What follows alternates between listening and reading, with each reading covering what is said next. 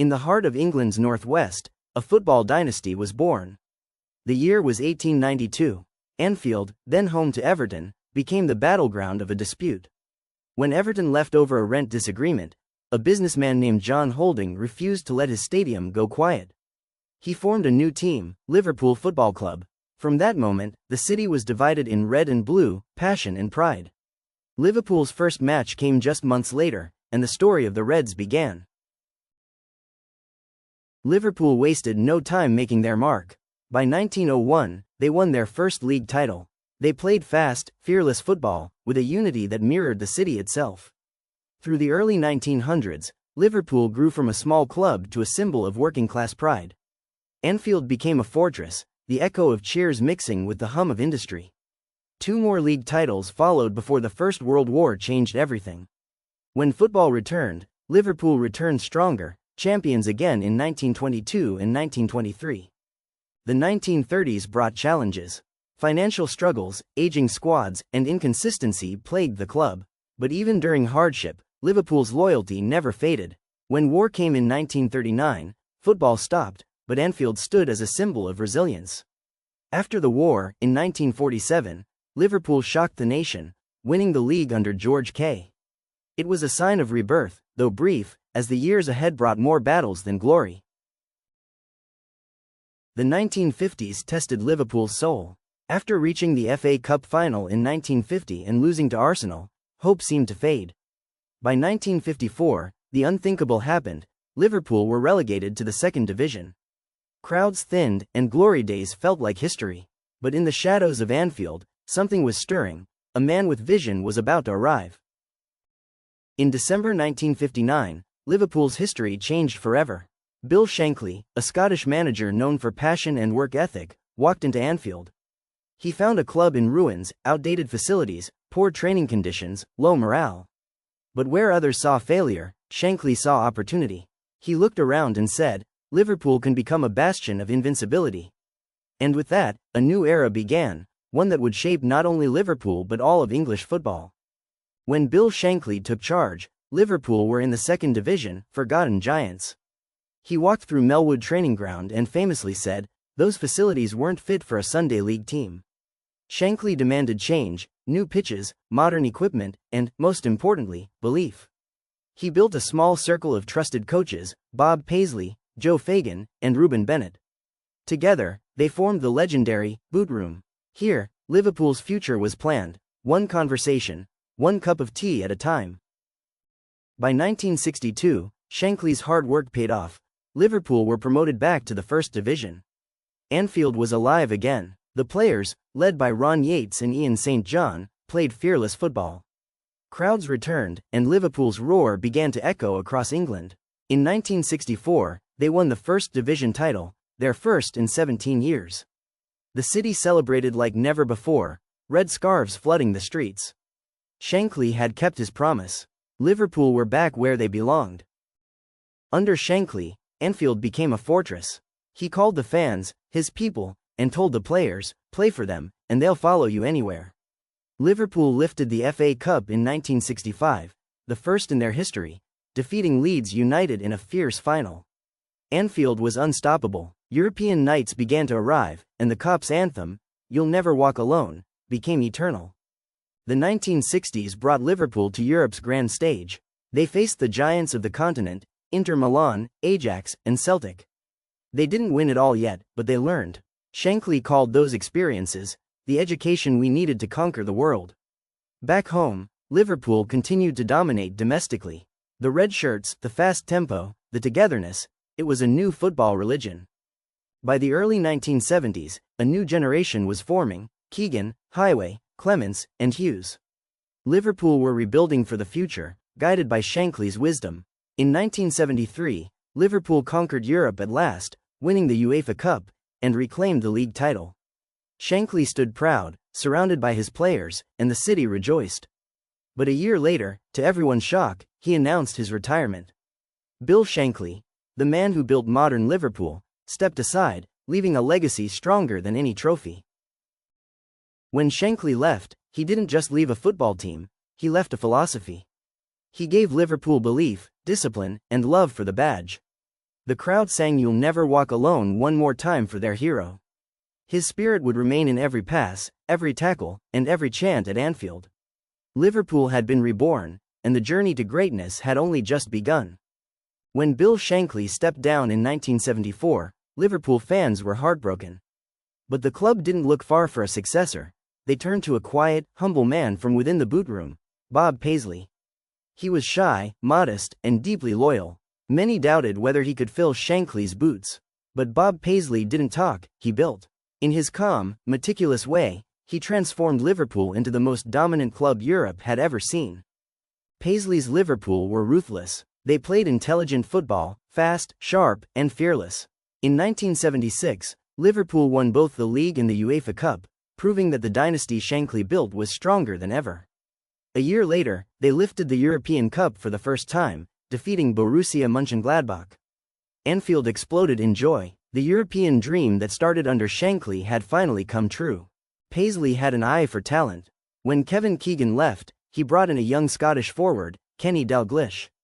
Dalglish became the heart of Liverpool's attack, blending elegance and intelligence. Together with Souness, Hansen, and Neal, Liverpool conquered England and Europe. Between 1977 and 1981, they won 3 European Cups and 4 league titles. Liverpool weren't just successful, they were unbeatable. Behind the scenes, the boot room continued to guide Liverpool's destiny. Bob Paisley trusted his staff, Joe Fagan, Ronnie Moran, and Roy Evans, men who lived and breathed the club. Their philosophy was simple: respect the game, play for each other, and never stop improving. By 1983, Liverpool had won 19 major trophies under Paisley, including 6 league titles and 3 European Cups. No English manager has ever matched that success. When Paisley retired, he left behind a legacy carved into football history. After Paisley came another boot room legend, Joe Fagan. He was 63 years old, soft-spoken, and deeply respected. Under him, Liverpool continued to dominate, winning the League Cup, and another European Cup in 1984, a historic treble. The victory in Rome over as Roma defined Liverpool's toughness and experience. That season, Liverpool were the kings of Europe once again. But then came a dark day, May 29, 1985. During the European Cup final between Liverpool and Juventus at Heysel Stadium, tragedy struck. A wall collapsed after crowd trouble, and 39 fans lost their lives. Football stopped. The pain was immense, and English clubs were banned from European competitions. Joe Fagan retired shortly after, broken by the events. Liverpool's glory was suddenly shadowed by grief. The Shankly, Paisley, and Fagan years had defined an era of dominance. From the 1960s to the 1980s, Liverpool became the greatest club in England, admired, feared, and respected. But now, football was changing. The European ban, aging squads, and emotional toll left scars. Liverpool would rebuild again, this time under one of their own. The next chapter was ready to begin, the era of Kenny Dalglish, player, and soon, manager. When Joe Fagan stepped down in 1985, Liverpool turned to one of their greatest players, Kenny Dalglish. Known as King Kenny, he had already earned legendary status as a forward. Now, as player-manager, Dalglish was tasked with rebuilding Liverpool, emotionally and competitively, after the Heysel tragedy. It was a heavy burden for anyone, but Dalglish's calm leadership and connection with the fans made him the perfect man for the job. Dalglish rebuilt Liverpool with determination and compassion. He guided his players not just on the pitch, but through grief and change. In his first season, he achieved something remarkable. Liverpool won the league and FA Cup double in 1986. Dalglish even scored the title-winning goal himself against Chelsea. It was a dream start and a healing moment for everyone connected to the club. Dalglish may have been a new manager, but the boot room philosophy stayed alive. He relied on trusted figures like Ronnie Moran and Roy Evans. Liverpool's style of play became even more fluid, fast passing, team chemistry, and total control. With new stars like John Barnes, Peter Beardsley, and John Aldridge, Liverpool played breathtaking football. The 1987-88 team is still remembered as one of the greatest in English football history. April 15, 1989, a day that will never be forgotten. During the FA Cup semi-final against Nottingham Forest, a tragedy unfolded at Hillsborough Stadium. A crowd crush led to the loss of 97 innocent lives. It was one of football's darkest days. Liverpool was devastated. Dalglish personally attended countless funerals, comforting families and fans. In that moment, Liverpool showed its true strength, unity, compassion, and humanity. Just weeks after the tragedy, Liverpool had to face Everton in the FA Cup final. It wasn't just a match, it was an emotional battle for a grieving city. Liverpool won 3-2, and the players dedicated the victory to those they had lost. The cup was more than silverware, it was a symbol of hope and togetherness. Liverpool bounced back stronger. In 1990, Dalglish's men reclaimed the First Division title, their 18th league triumph. The likes of Barnes, Rush, Hansen, and Grobbelaar dominated opponents week after week. Liverpool seemed unstoppable, maintaining their tradition of beautiful football and relentless ambition. No one knew it at the time, but that season marked the end of an era, the last league title for 30 years. But success came with emotional exhaustion. After Hillsborough, Dalglish struggled silently with the trauma. In February 1991, after a 4-4 draw with Everton, he shocked everyone by resigning as manager. It was the end of an incredible chapter, the end of the Dalglish era. He left behind not just trophies, but a legacy of compassion, unity, and respect that defined Liverpool Football Club. In 1992, English football changed forever. The old First Division was gone, replaced by a new name, the Premier League. Broadcast deals, global exposure, and commercial growth transformed the game into a worldwide phenomenon. But for Liverpool, the transition wasn't smooth. After decades of dominance, the Reds faced something unfamiliar, the struggle to adapt. After Dalglish's departure, Liverpool turned to Graham Souness, a former captain known for his fierce leadership. He tried to modernize the club, introducing new training methods and stricter regimes. But the transition was rocky. Liverpool's performances dipped, and the team struggled to find consistency. Injuries, dressing room tensions, and tactical experiments hurt the club's identity. By 1994, after a disappointing run, Souness resigned, leaving behind lessons more painful than proud. In 1998, Liverpool made a bold move by appointing Gérard Houllier, their first foreign manager. Houlier's mission was clear: restore discipline, modernize training, and bring Liverpool back to glory. He overhauled the squad, introducing players like Sami Hyypiä, Dietmar Hamann, and Steven Gerrard, a young local hero who would soon define an era. In 2001, Houllier led Liverpool to an unforgettable treble: FA Cup, League Cup, and UEFA Cup. It was Liverpool's rebirth. European nights, passion, and pride returned to Anfield. In 2004, Rafael Benitez, fresh from leading Valencia to European success, arrived at Anfield. Quiet, tactical, and obsessed with detail, he brought a new philosophy: structured pressing and European precision. Under Benitez, Liverpool rediscovered its defensive strength and tactical discipline. And by 2005, his methods would lead to one of the greatest miracles in football history, in Istanbul. May 25, 2005, Ataturk Olympic Stadium, Istanbul. Liverpool faced AC Milan in the UEFA Champions League final. By halftime, they were 3-0 down. Kaká, Crespo, and Maldini had ripped through the Reds. But football has never seen a spirit like Liverpool's. In 6 unforgettable minutes, everything changed. Gerrard's header, Smicer's strike, Alonso's rebound, from despair to destiny, 3-3. Jerzy Dudek became immortal with his spaghetti legs in the penalty shootout. Liverpool were champions of Europe for the 5th time. The world called it a miracle, but Liverpool fans knew it was belief. Istanbul reignited Liverpool's global legacy. Rafa Benitez had delivered the club's greatest modern triumph.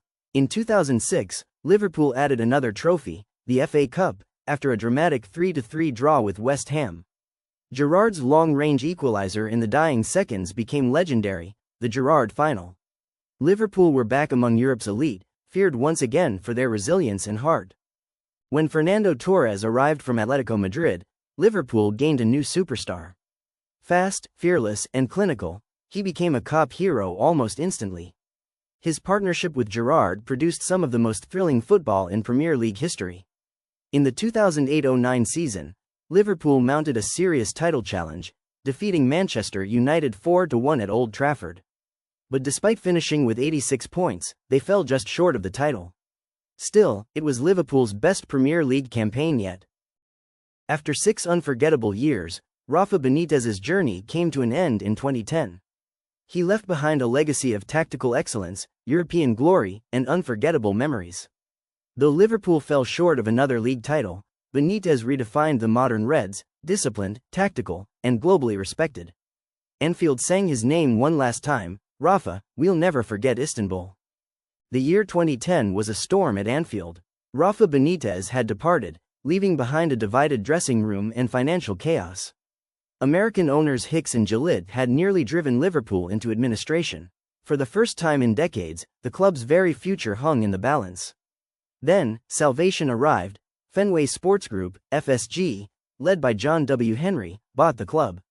The Reds were saved, but the climb back to the top would be long. Kenny Dalglish returned, not just as a legend, but as a savior. He reignited belief in the fans and restored the attacking football Liverpool loved. Under Dalglish, players like Luis Suarez and Andy Carroll joined the Reds. In 2012, Liverpool lifted the League Cup, their first trophy in 6 years. It wasn't the Premier League title yet, but it was hope. Dalglish reminded everyone what Liverpool truly meant: passion, pride, and heart. In 2012, Liverpool turned to Brendan Rodgers, young, modern, and full of ideas. His philosophy: fast, fluid, attacking football. And with a new front three, Suarez, Sturridge, and Sterling, Liverpool exploded into life. The 2013-14 season became unforgettable. Suarez was unplayable. Gerrard led with heart. Liverpool came within touching distance of the Premier League title. But in one moment, Gerrard's infamous slip, the dream slipped away too. It was heartbreak, but also proof. Liverpool were back among England's elite. October 2015, Jurgen Klopp walked into Anfield and smiled. The normal one, he called himself. But there was nothing normal about what was coming. Klopp promised one thing: to turn doubters into believers. His energy, charisma, and philosophy, heavy metal football, instantly electrified the club. Liverpool had found not just a manager, but a leader who embodied everything they stood for. Klopp's Liverpool was different: intense, aggressive, fearless. He built a team around Firmino, Coutinho, Mané, and Henderson. They pressed high, attacked fast, and played with heart.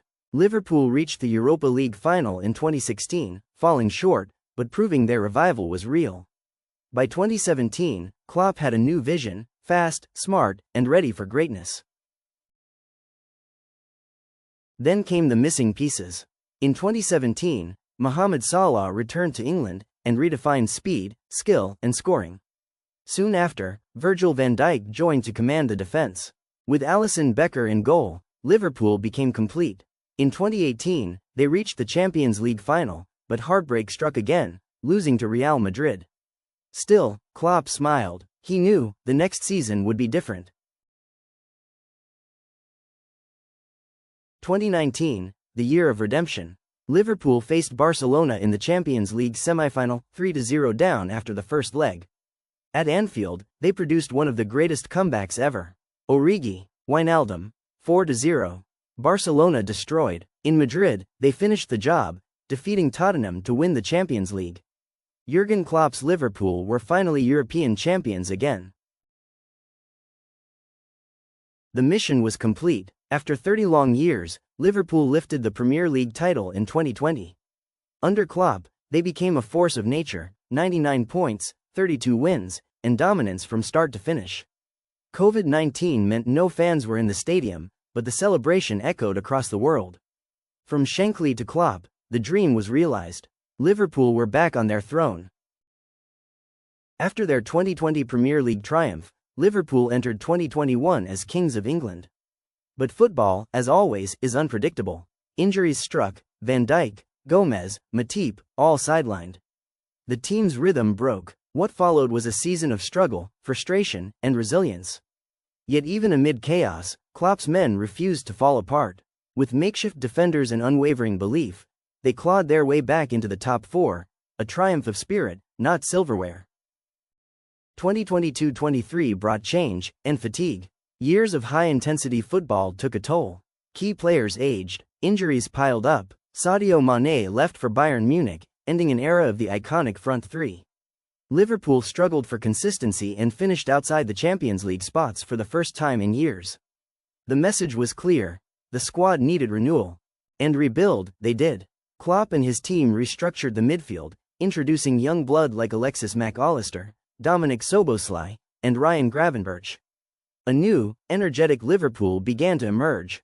They played faster, pressed higher, and fought harder. It wasn't the finished product yet, but the hunger was back.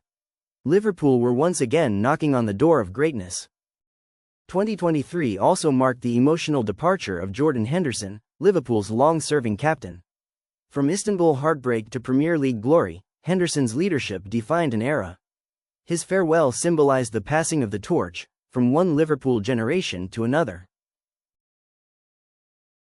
2024 was a year of reinvention. Liverpool evolved tactically, blending young stars with veterans. Players like Darwin Núñez and Cody Gakpo began to shine, adapting to the fast-paced, pressing style Klopp perfected. The Reds became unpredictable again, powerful, explosive, and fearless. Though silverware remained elusive, Liverpool's spirit was unmistakably alive. As we move into 2025, Liverpool stands at another crossroads. The legacy of Klopp's first reign is secured: trophies, memories, belief. Now, a new chapter is being written. Can the next generation carry forward the torch? Can Liverpool rise once again to dominate Europe and England? History suggests, never bet against the Reds. Because in this city, in this club, hope never dies. From 1892 to 2025, from Bill Shankly to Jurgen Klopp, the heart of Liverpool has never changed. It's not just about winning. It's about belonging. It's about unity, defiance, and belief. Liverpool's story isn't finished. It's eternal.